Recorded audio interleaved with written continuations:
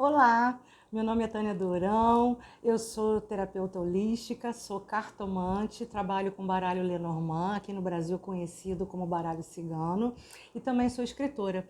Eu já publiquei 8 livros, que é As Cartas Ciganas, uma visão holística, As Cartas Ciganas e suas combinações, As Cartas Ciganas na prática, As Cartas Ciganas e o Corpo Humano, que foi lançado esse ano de 2020, As Cartas Ciganas e os Orixás. Também publiquei dois romances, que é um livro infantil, Ser de Casa, Criança, Cão e Coração. Um livro juvenil, Ser de Cavaleiro, Caixão, Cegonha e Carta. E um livro de colorir, Luz do Sol, colorindo as cartas ciganas. A maioria dos meus livros já está na Amazon, e alguns já estão traduzidos para o espanhol e já tem um traduzido para o inglês. A minha participação aqui no Congresso Internacional Tarot Itália, organizado pelo Franco Rossi, é para dar voz à palestra da minha querida amiga Odete Maza, que é autora desse livro maravilhoso, Baralho Petit Lenormand, Método Alemão, da minha querida amiga Odete Maza, que nesse momento está se recuperando de uma cirurgia, e ela pediu que eu desse voz à sua palestra, tá bom? Então, gente, vamos começar aqui na palestra da Odete Maza, que ela vai falar sobre a carta 8 do baralho Lenormand, que é a carta do caixão, que no tarô representa a carta 13, a morte. Sim, nós precisamos falar sobre isso. E a Odete Maza, que é uma grande mestra, foi incrível na sua palestra, tenho certeza que vocês vão gostar da palestra da Odete Maza. Então vamos começar? Então ela começa, o título da palestra da Odete Maza é A Carta do Caixão nas Nossas Vidas. Agradeço de coração a Franco Rossi pela oportunidade que deu a mim e ao baralho Petit Lenormand para a participação do Congresso Internacional Tarot Itália. Um agradecimento especial a Tânia Durão, uma colega e amiga que tanto respeito e admiro, que aceitou sem alguma hesitação em apresentar-me publicamente nesse evento. A minha longa ausência pública ao longo dos anos deve-se a uma doença gravíssima que me foi diagnosticada. Foi durante esse meu caminho difícil que tive o encontro pessoal com uma das cartas do baralho Petit Lenormand, que é o tema da minha palestra nesse congresso. A carta número 8, o caixão, é uma das cartas que me tem acompanhado frequentemente durante toda essa fase da minha vida. Vejo-a aparecer frequentemente nas minhas leituras diárias, quando necessito de uma orientação para o meu dia a dia. É uma carta assustadora, porque está associada à morte, ao cemitério, a funeral, ao sofrimento, à dor, a doenças graves e à perda definitiva de algo. Dentro da minha condição, podem imaginar o que era para mim encontrar a carta ao caixão nas minhas leituras. Vivi momentos de pânico, medo, angústia, e nesse estado de emoções negativas, perdi total interesse pela vida, parando literalmente de viver. Nada tinha mais sentido ou importância para mim. A morte tinha tomado conta da minha vida. Cortei qualquer tipo de relação com o exterior. Isolei-me e concentrei-me nas minhas dores, nas minhas perdas, porque foram tantas e muito significativas. Os meus pensamentos eram obscuros, como a minha alma e a minha vida vazia.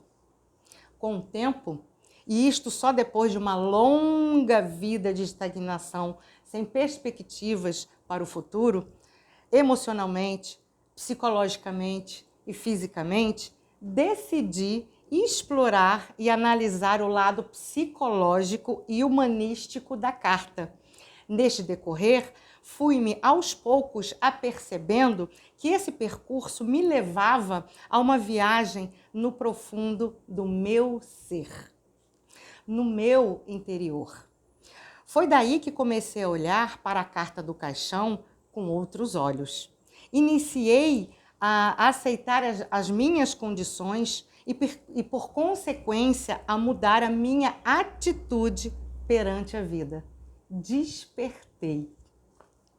Quando nascemos, duas coisas são certas durante o nosso caminho terreno: a vida e a morte.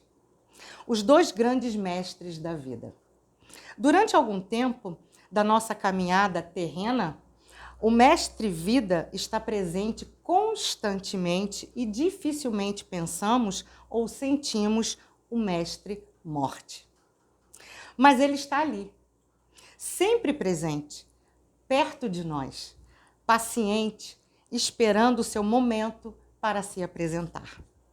O caixão transporta consigo todas as experiências e emoções penosas que um ser humano vive durante a sua existência.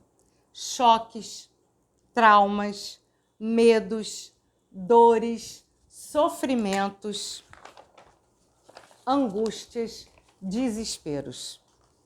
Ninguém está imune a viver os momentos dolorosos da vida. Circunstâncias penosas ocorrerão sempre nas nossas vidas. São inevitáveis. Em alguma fase da nossa vida, já vivemos ou iremos viver a morte de uma pessoa ou de um animal querido. O fim de um relacionamento importante que julgávamos fosse eterno. A rejeição. O abandono ou a traição de alguém de quem tanto amávamos e confiávamos. A notícia de uma grave doença, curável ou não. Os nãos das portas fechadas, que impedem a realização de um projeto que tanto acreditamos e trabalhamos duramente nele. Algumas situações e pessoas têm um impacto enorme nas nossas vidas.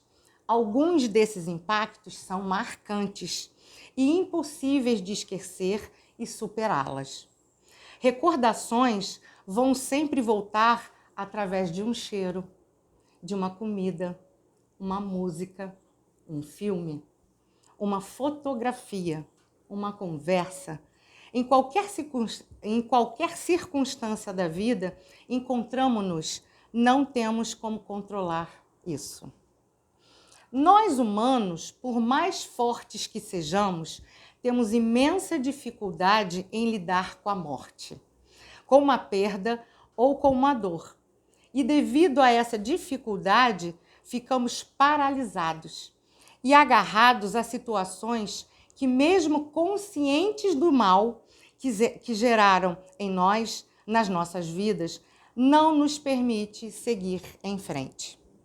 São nesses momentos da nossa vida, nessas experiências dolorosas, que perdemos um pedacinho de nós. E aos poucos, iniciamos a cultivar o medo, a desacreditar da nossa capacidade de superação e a desistir da nossa pessoa. Modelos de comportamentos estes que levam a consequências dramáticas e muitas das vezes devastadoras. Só um instantinho. Incrível a palestra da Odete Maza. Continuando. Neste ponto, gostaria de contar-vos a história da Porta Negra. Era uma vez um país das 1001 noites. Neste país, havia um rei que era muito polêmico por causa dos seus atos. Ele pegava os prisioneiros de guerra e levava para uma enorme sala. Os prisioneiros eram enfileirados no centro da sala e o rei gritava, dizendo: "Eu vou dar uma chance a vocês. Olhem para o canto direito da sala." Ao olharem, os prisioneiros viam alguns soldados armados de arco e flecha, prontos para a ação. "Agora", continuava o rei, "olhem para o seu canto esquerdo." Ao olharem, todos os presos notavam que havia uma horrível porta negra, de aspecto dantesco. Crânios humanos serviam como decoração, e a maçaneta era a mão de um cadáver, algo horripilante só de imaginar, quanto mais para ver. O rei se posicionava no centro da sala e gritava: agora, escolham o que é que vocês querem.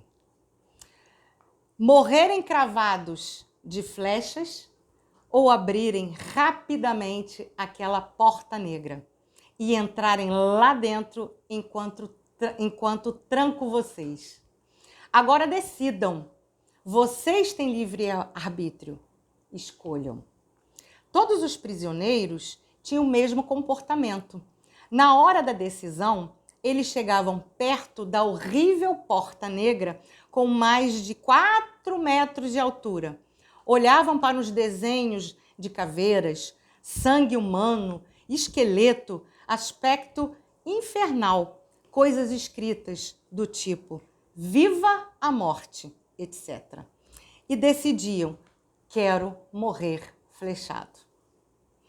Um a um, todos agiam assim. Olhavam para a porta negra e para os arqueiros da morte e diziam para o rei: prefiro ser atravessado por flechas a abrir essa porta negra, a ser trancado lá dentro.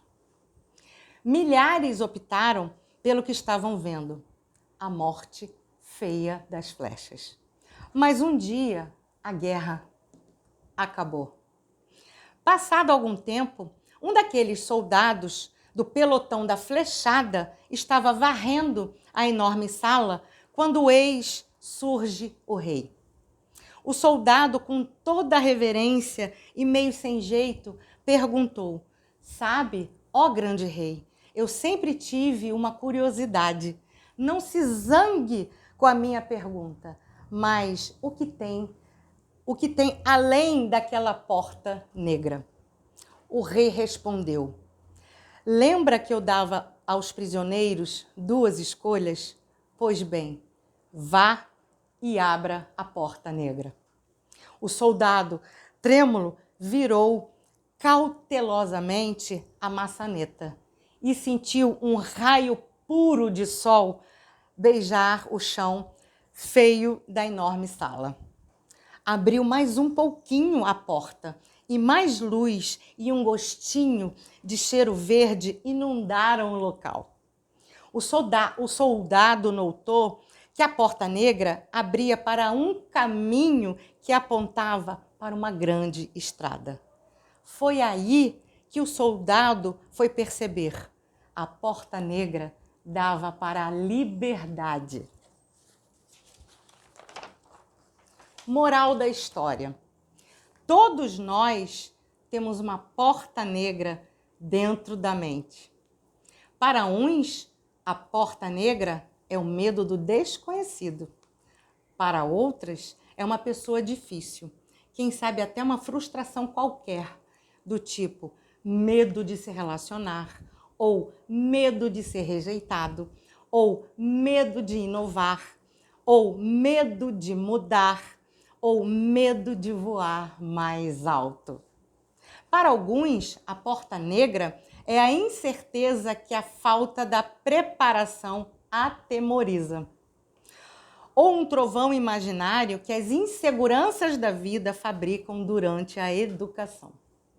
Mas se você perceber, você pode vencer. Se der um passo além do medo, você vai encontrar o raio de sol entrando na sua vida. Abra essa porta negra e deixe o sol inundar você. Acreditem, é possível transitar por todas essas emoções e experiências e sair delas vivo, fortalecido e completamente regenerados. Com a mente e as emoções são um grau de conexão sem controle ao sofrimento e à dor, também podemos direcionar a nossa mente e as nossas emoções para algo que nos faça acender a chama da vida. Isso porque temos o poder absoluto do controle das nossas ações. É necessário que a força dentro de nós seja maior do que qualquer evento esteja a acontecer nas nossas vidas. Esse trabalho interior determina uma mudança profunda, que nasce de uma posição consciente e desejosa de trabalhar duramente para uma existência nova e melhor daquela do momento. É primordial aprender a deixar de ter medo. Em qualquer circunstância da vida que estejamos a viver, e entregarmos-nos sem alguma resistência a elas, dizer adeus. O que nada mais acrescenta, porque é necessário fechar capítulos quando a paz, o amor, o diálogo, o respeito não faz mais parte. É essencial aceitar os fatos tal e qual como são. Nem tudo nasceu para ser nosso, e perdê-las é uma bênção. É necessária a aceitação para que possamos curar as feridas da nossa alma. A verdadeira revolução das nossas vidas acontece quando reagimos e damos o primeiro passo, ou até meio passo, se não formos capazes de dar um passo inteiro, para sairmos dos lugares ou das situações que impedem de realizarmos-nos como pessoas. É dar-se uma possibilidade de ir em frente, recomeçar do zero. Confúcio disse: não importa o quão lento você for, desde que não pare. Apesar das circunstâncias trabalharem contra, não devemos parar. Devemos ser perseverantes. Sigamos em frente. Mesmo que esse seguir em frente seja o de fechar portas definitivamente com algumas pessoas e lugares. Só um instantinho, gente. Li recentemente algo que dizia o seguinte: para o seu próprio bem, às vezes é essencial se desintoxicar de algumas pessoas, lugares e hábitos. Portanto, quando o momento pede, é necessário fazer uma limpeza na nossa vida. E nada do que deixamos para trás deve ser sentido como perdido. É necessário aprender a colher de cada evento e história vivida uma lição que foi aprendida e a ser aproveitada hoje e amanhã. Porque é através delas que a evolução pessoal se torna possível. A carta O Caixão contém mensagens extremamente importantes para o entendimento da nossa alma. É uma potente ferramenta de ajuda para a superação daqueles momentos difíceis e dolorosos. É só saber escutá-la com o coração aberto, sem algum temor. O caixão é um verdadeiro veículo de mudanças profundas que, na maioria das vezes, são chocantes e difíceis de se suportar. Exige o fim de algo, um desfecho e ao desapego do que é agora inútil, prejudicial e não mais recuperável. Portanto, a aparição desta carta numa leitura aconselha o abandono do passado, a livrar-se de velhos padrões, pensamentos, crenças, hábitos, comportamentos que impeçam de atingir o estado de felicidade. Esta carta recomenda que se faça um esforço, resistindo ao momento com coragem, aceitando os fatos tais como são, mesmo que a situação vivida no momento seja dramática e profundamente dolorosa. O caixão, a morte, são o veículo do despertar porque é através deles que tomamos consciência do que na realidade é essencial para nós: viver uma vida mais sentida. Eu despertei para a vida com o caixão. Hoje sinto gratidão por todos os caixões que vivi e por aqueles que ainda devo viver. Eles foram e serão os meus maiores professores da vida. Aprendi e aprenderei a renascer e a florescer quantas vezes forem e serão necessárias, com a cabeça erguida e indo em frente com aceitação e sem medo de perder pela estrada algo. Desejo de todo o coração que não percam mais tempo nos beijos não sentidos, nos abraços não envolventes, nos amores ou amizades que não acrescentam, e deixar para trás pessoas, coisas e situações que vos enchem a alma de dor. Essa é uma prova de amor por vocês mesmos. E vocês devem isso a vocês mesmos. Boa morte a todos nós. Odete Lopes Maza. Gente, que palestra incrível. Eu estou toda arrepiada, eu estou muito emocionada pela palestra, né, da Odete Maza, porque ela vive constantemente, né, a Carta do Caixão. E nós também vivemos a Carta do Caixão. Né? A Carta do Caixão nos convida a olhar para nós, a olhar para dentro. Quais são as minhas crenças? Como é que eu reajo às situações? Como é que é o meu comportamento? O que é possível mudar dentro de mim?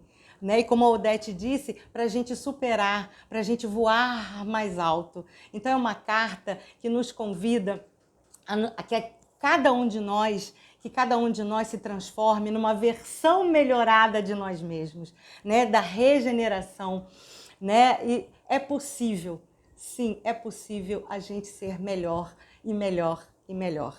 Mas para isso a gente precisa abandonar o passado, pessoas e situações que não nos servem mais. Eu encaro o caixão sempre como um processo de transição.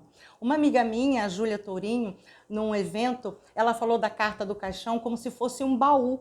E dentro do baú existem tantas moedas de ouro que são os nossos talentos, que muitas das vezes a gente não enxerga. Para isso, é importante a gente olhar quais são os nossos talentos naturais que a gente também não está explorando. Isso é uma maneira de renovar. Isso é uma maneira da gente se tornar melhor, cada dia melhor, tá? Então eu quero aqui agradecer imensamente a Odete Maza, que com o seu livro, né, Baralho Petit Lenormand, já ajudou tanta gente a se transformar em cartomantes melhores. Também quero agradecer ao Franco Rossi pela oportunidade aqui de dar voz a Odete Maza.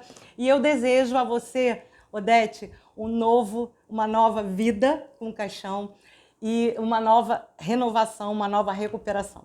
Tá? Eu queria terminar com uma música de uma grande cantora brasileira que se chama Maria Bethânia, com a oração de São Francisco, que viveu na Itália, né, em Assis, que é a oração de São Francisco. Ó, gente, um instantinho, eu queria que vocês...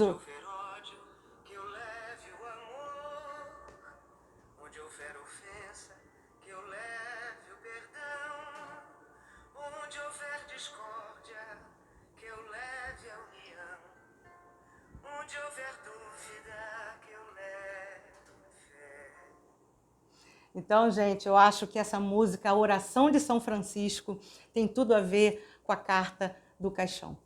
Onde houver ódio, que eu leve a união. Onde houver desamor, que eu leve o amor. Isso nós podemos fazer, porque a gente pode se transformar numa versão melhorada de nós mesmos. Muito obrigada, até a próxima. Oriente-se.